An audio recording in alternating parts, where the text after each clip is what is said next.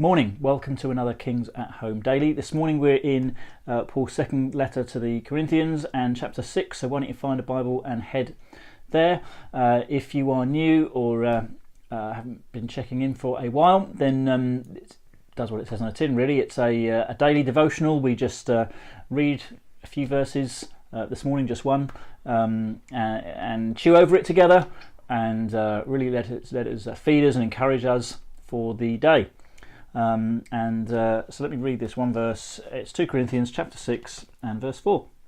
But as servants of God we commend ourselves in every way by great endurance in afflictions, hardships, calamities.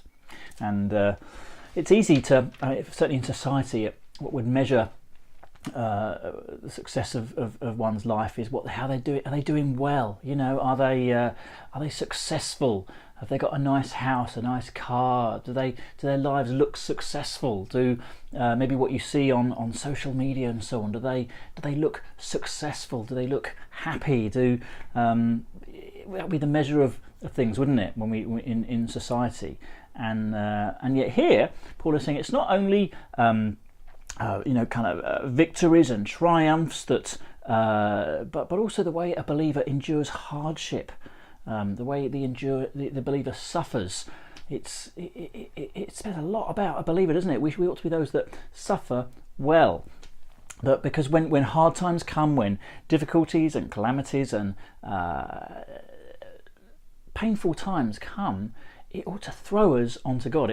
It's what happens, isn't it? When everything is stripped back for anybody, whether a believer or not, when everything is kind of stripped back and away, and you're left with nothing else to rely on, you kind of go back to default, don't you?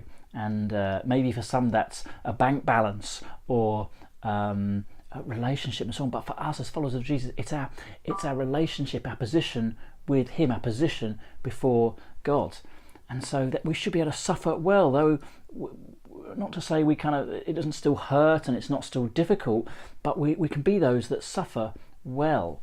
We throw ourselves on God. When difficulties come, we lean into Him, we press into Him, we hold tightly to His promises, that His promise to be with us, that His promises to bring us through whatever situation that we find ourselves in, whether it's caused by our own sin or so on, or somebody else's, or just really out of our control. Yet we're to hold on to Him and His promises. Have promises to bring us through them, to love us, to be with us, to care for us, and to ultimately rescue us from all suffering and pain and so on.